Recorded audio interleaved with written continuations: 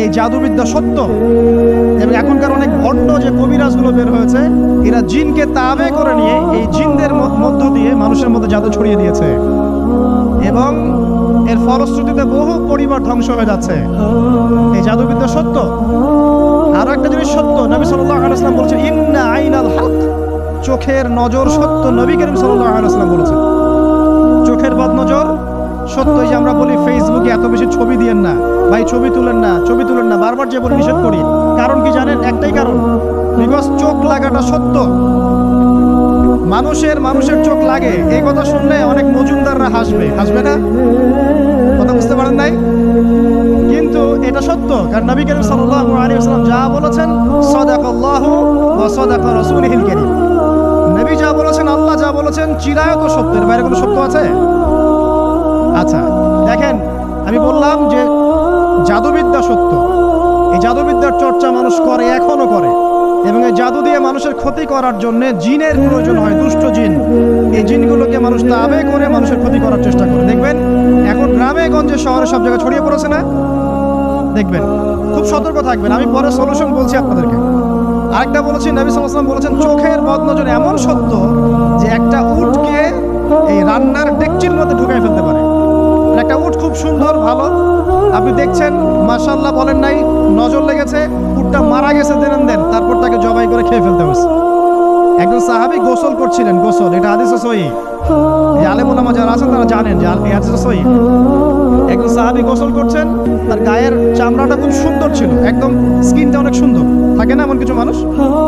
আচ্ছা, এবার আরেকজন সাহাবী এই গোসল দেখছেন দূর থেকে, দেখে বলছেন যে কি চমৎকার তার শরীরের রংটা, যেন কুমারী নারীর মতো, অনেকটা এমন একটা কথা তিনি বলেছিলেন।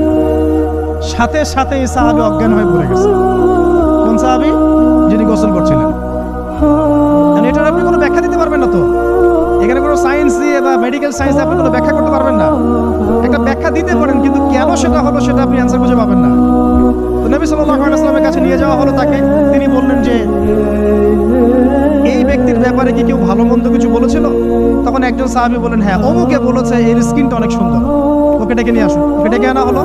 ডেকে আনার পর নবীজি তাকে অনেক শাসালেন, তোমরা তোমাদের ভাইদেরকে কি মেরে ফেলতে চাও? তখন এই সাহাবী তো অবাক, আমি আবার কখন মারতে চাইলাম ইয়া রাসূলুল্লাহ? আমি তো মারতে চাই নাই, আমি তো খালি বলেছি যে তার গায়ের রংটা অনেক সুন্দর। তখন তিনি বললেন কেন তুমি সুবহানাল্লাহ বললে না, কেন তুমি মাশাআল্লাহ বললে না? যখন মাশাআল্লাহ বলবেন, সুবহানাল্লাহ বলবেন, নজরটা লাগবে না। আর যখন আপনি মাশাআল্লাহ বলবেন না, সুবহানাল্লাহ বলবেন না, দেখবেন নজর লেগে গেছে। আপনি বিশ্বাস করেন ব্যবসা খুব ভালো চলছে, মানুষ বললো যে বাহ তোর তো ব্যবসা হেভি, লালে লাল শাহজালাল, ঠিক আছে, দেখবেন আপনার কেনা বেচা বন্ধ হয়ে গেছে। এরকম হবে, আমার কথাটা বিশ্বাস করেন। এটা কিন্তু সায়েন্স প্রমাণ করতে পারবে না, আল্লাহ এবং তার রাসূল বলেছেন, তার উপরে কোনো সত্য নেই। আছে সূরা কাহফ 29 নম্বর আয়াত পড়ে দেখেন, আল্লাহ পাক বলছেন ওয়াকুলিল হাক্কু মির রাব্বিকুম, সত্য সেটাই যা তোমার রবের পক্ষ থেকে আসে। ফামান শাআ ফালইউমিন, যার ইচ্ছা হয় বিশ্বাস করুক, ওয়ামান শাআ ফালইয়াকফুর, যার ইচ্ছা হয় সে অস্বীকার করুক। এই কারণে আমরা বলি ফেসবুকে এত বেশি ছবি দেওয়া, এই আই ওয়াশ করা, এই যে শো ডাউন করা, হ্যাঁ, ইসলামের কিছু কাজ করলেন একদম মানুষকে না দেখাইতে পারলে ঘুম হচ্ছে না, এগুলো বন্ধ করেন, এগুলো বন্ধ করে দেন আল্লাহর ওয়াস্তে। অফলাইনে কাজ করেন, নিজেকে গোপন করার চেষ্টা করেন।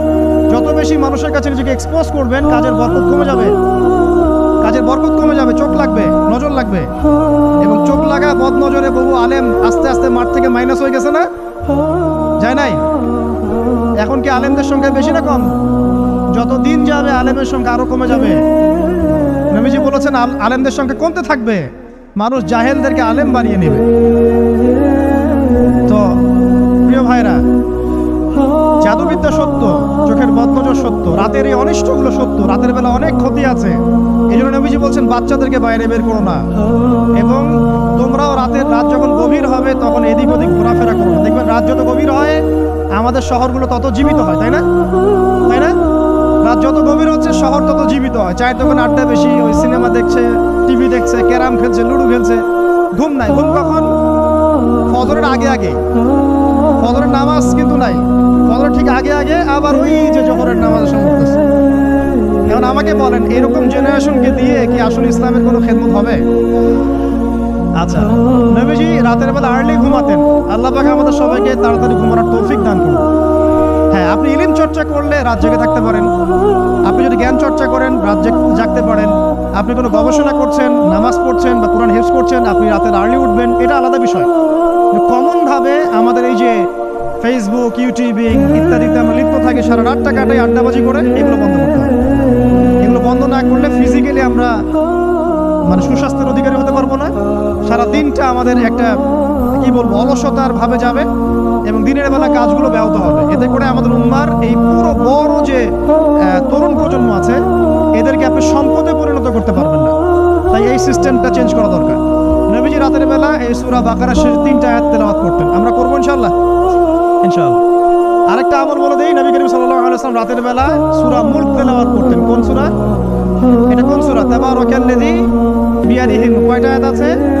30টা আয়াত আছে। নবীজি বলেছেন সাল্লাল্লাহু আলাইহি ওয়াসাল্লাম, এই সূরা আপনাকে কবরের আযাব থেকে বাঁচাবে। কবরের আযাব থেকে তো ভাই বাঁচা খুব সহজ নাকি? আমাদের মধ্যে এমন কেউ নাই, শোনেন, আমাদের মধ্যে এমন কেউ নাই আলেম জালেম মুফতি মুহাদ্দিস রাজনৈতিক নেতা পলিটিশিয়ান বিরোধী দল জাতি তারপরে যে সরকার দল যে আছে না কেন, কবরের শাস্তি ফেস করবেন এমন একটা মানুষ নাই, কেউ নাই পৃথিবীতে। এই যে আপনি দেখছেন ওই যে কি ইসরায়েলের প্রধানমন্ত্রী, ওই রাশিয়ার প্রধানমন্ত্রী, চায়নার সভ্যতা, পশ্চিমা সভ্যতা, এমন কেউ নাই পৃথিবীতে এখন যাকে কবরের শাস্তি ভোগ করতে হবে না। আছে? সবচেয়ে লঘু শাস্তি মানে লঘু চাপ, এটা বলতে গেলে আসলে আমি ভাষা হারাই ফেলি। তারপরে বলছি আল্লাহ পাক আমাদের সবাইকে হেফাজত করুন, আমিন। একজন সাহাবীর নাম সাদ বিন মুয়াজ। কি নাম? নবী করিম সাল্লাল্লাহু আলাইহি ওয়াসাল্লামের সাথে একদম ডান হাত হয়ে যুদ্ধ করেছেন দীর্ঘদিন। বদর তিনি বীর সেনা, উহুদের বীর সেনা, ঠিক আছে। খন্দকের যুদ্ধেও বীর বিক্রমে যুদ্ধ করেছেন। তিনি আনসার সাহাবী, একদম মদিনার নেতা সাহাবী। সব সাহাবী কিন্তু একরকম নন, কেউ ছিলেন নেতৃস্থানীয় সাহাবী, তিনি ছিলেন একজন নেতৃস্থানীয় সাহাবী, ঠিক আছে। সাদ বিন মুয়াজ, নবী করিম সাল্লাল্লাহু আলাইহি ওয়াসাল্লাম এত ভালোবাসতেন তাকে, এত ভালোবাসতেন যে তাকে নিজের মনে করতেন যে সাদ বিন মুয়াজ আনসাররা আমার নিজের। চারটাখানি কথা। এই সাহাবীর খন্দকের যুদ্ধে এই যে হাতের এই দিকে সম্ভবত হাতের এই রগের মধ্যে একটা তীর এসে লাগে এখানে, এবং তীরটা তিনি বের করতে গিয়ে রক্তটা ছিঁড়ে যায়। এরপর ফিনকি দিয়ে রক্ত বের হওয়া শুরু হয়। চিকিৎসা করে করে রক্ত বন্ধ করা যায় নাই, এবং এই রক্তের প্রবাহিত রক্তেই আল্লাহর ইচ্ছায় তিনি শাহাদাত বরণ করেন, তিনি ইন্তেকাল করেন। নবী করিম সাল্লাল্লাহু আলাইহি ওয়াসাল্লাম প্রচন্ড ব্যথিত হন, মানে মনটা তার খুব নরম হয়ে যায় সাদ বিন মুয়াজ রাদিয়াল্লাহু আনহুর জন্য। তো এই সাহাবীর যখন জানাজার নামাজ পড়ানো হচ্ছে, নবীজি বলছেন 70,000 ফেরেশতা তার নামাজে অংশ নিয়েছে। এই সাহাবীকে যখন কবরে শোয়ানো হয়েছে, নবী করিম সাল্লাল্লাহু আলাইহি ওয়াসাল্লাম পরে জানিয়েছেন কবরের যে মৃদু চাপ, সাদ বিন মুয়াজ রাদিয়াল্লাহু আনহুর কবরেও সেই মৃদু চাপ দেওয়া হয়েছে।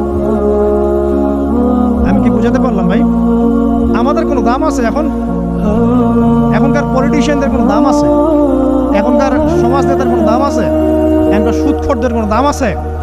এই ঘুষখোর দুর্নীতিবাজদের কোনো দাম আছে? আমরা যারা কাঠমোল্লা হয়ে আছি আমাদের কোনো দাম আছে? সাদ বিন মুয়াজ রাদিয়াল্লাহু আনহু যদি কবরের শাস্তি তাকে না ছাড়ে, প্রশ্নোত্তর পর্ব তাকে না ছাড়ে, আমরা পার পাবো?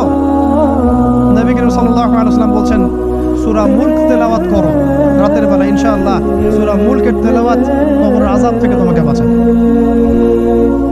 আর আমাদের তো ভাই কবরে সবাই সাথে যাবে না, গার্লফ্রেন্ড যাবে না, বাপ মা ভাই বোন সবাই যাবে না। একজন ব্যক্তি সুদ খাচ্ছে, জিজ্ঞাসা করে দেখেন কেন খায়, বলবে তার সন্তানের জন্য খায়, তার বউয়ের জন্য খায়, তার মা বাবাকে দেখতে হবে তাই খায়, তাই না? একজন ব্যক্তি ঘুষ খায়, বলবে আমার পরিবারের জন্য খাই। একজন দুর্নীতি করছে, পুকুর চুরি করছে, বলবে দুর্নীতি করছে আমার পরিবারের জন্য খাই, পরিবার ভালো থাকবে। সবার একই এক্সকিউজ যে পরিবার যেন ভালো থাকে, আমার সন্তানরা যেন ভালো থাকে, আগামী প্রজন্মের জন্য কিছু রেখে যেতে পারি, তাই না? এরকম একটা মানুষও কি আপনার সাথে কবরে যাবে? আরে এই বোকা মানুষ কেন বোঝে না যে আপনার কবরে আপনাকেই যেতে হবে?